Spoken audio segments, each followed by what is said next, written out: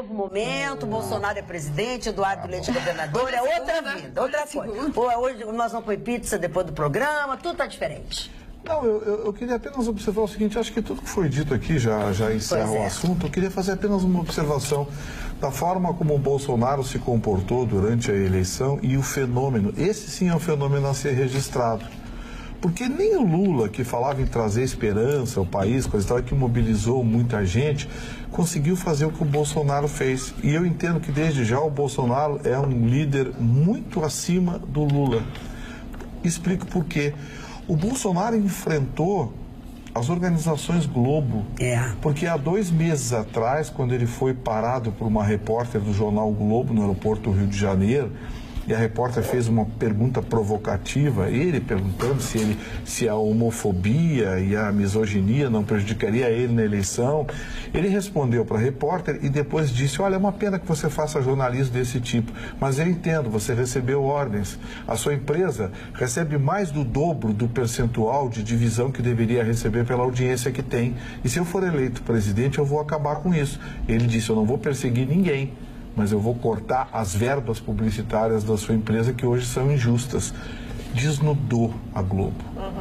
Numa entrevista para a Globo, né? Para a Globo. Em São Paulo, há um mês atrás, o Bolsonaro disse, olha, uma repórter da Folha fez uma provocação e disse, olha moça, eu sei para que você trabalha, a sua empresa é um braço do PT. É um braço, o Grupo UOL, o site UOL, o Grupo Folha, a Datafolha, Instituto de Pesquisa, é um braço da esquerda brasileira. Então, as perguntas que você me faz são perguntas que têm o único objetivo de colocar uma casca de banana. Então, eu vou responder para você educadamente, mas faça perguntas sobre a minha proposta de governo. Por que eu estou citando historicamente isso? Porque o Bolsonaro foi peitando e mudando algo impensável no Brasil. Ele tinha 7 segundos de televisão. 7 segundos de televisão. Ele peitou 2 dos maiores grupos de comunicação do país dizerem em alto e bom som, olha, não é assim como vocês pensam. Mas ele avançou ainda mais. Ele teve o desplante de peitar a classe artística, os formadores de opinião, e disse, olha, eu ganhando a eleição, eu vou fazer uma auditoria na Lei Rouanet. Eu vou saber quem é que está levando alguma coisa nisso. E aí a classe artística se arrepiou. Porque tem muita gente que era ele não vai olhar a Lei Rouanet, porque vai sobrar para muita gente. Aí parou tudo, ele continuou avançando. Ele disse, olha, a escola que eu quero, uma escola sem partido, sem ideologia, peitou a academia brasileira, peitou os pensadores de esquerda que hoje dominam as universidades públicas. O Bolsonaro foi peitando todo mundo. E isso fez com que a população, o povo, o amasse, o adorasse. Não importa se o Bolsonaro manda alguém para o inferno, para o diabo que o carrega ou para... Olha, seja para onde for.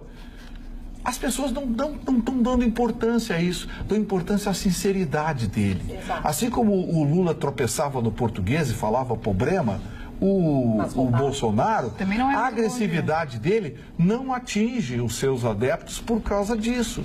Porque ele foi corajoso, ele peitou o sistema. Ele peitou a tudo e a todos. O partido dele fez uma coligação com outro nanico lá, em alguns estados.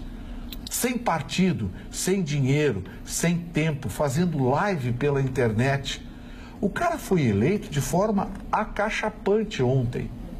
E aí, quando todo mundo esperava que ele anunciasse medidas bombásticas, ele deu a primeira entrevista com a Constituição brasileira na mão.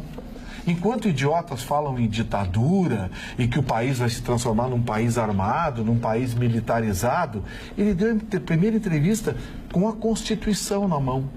Hoje, a primeira ligação que ele fez foi para o presidente do STF, o ministro Toffoli, dizendo para o ministro Toffoli de que a Constituição brasileira será sempre cumprida e a justiça será importante. Sabe, esse cara que estavam esperando que mudasse o Fosse um país, troglodita. na sua primeira entrevista hoje, quando perguntaram para ele, ministro da Educação, ele disse, olha, ainda não sei quem vai ser o ministro da Educação, mas a partir do ano que vem, nós vamos ter mais matemática, nós vamos ter mais português, nós vamos ter mais ciências, química, biologia, física nas escolas, menos sociologia, ciência política, essas besteiras que transformam a cabeça dos nossos jovens em verdadeiros idiotas robotizados. Sabe, o monstro que estavam esperando pode até vir, eu não faço previsão do futuro, pode até vir o monstro que estavam esperando, mas até agora, tudo que está acontecendo é uma resposta a uma campanha que tentou, sem argumento para atacar o seu Bolsonaro na sua ética, na sua dignidade, atacou pressuposto de que talvez ele fosse isso, fosse aquilo outro. Então, eu quero dizer para vocês o seguinte, eu vou abrir meu voto. Votei no Bolsonaro no primeiro turno, votei no Bolsonaro no segundo turno. Se errar, vou errar conscientemente, porque todos os demais eu sabia o que iam fazer. No segundo turno, o seu Haddad, eu sei o que ele ia fazer. O Bolsonaro eu não sei. Então eu prefiro apostar numa esperança, numa incógnita, do que apostar numa certeza. Vamos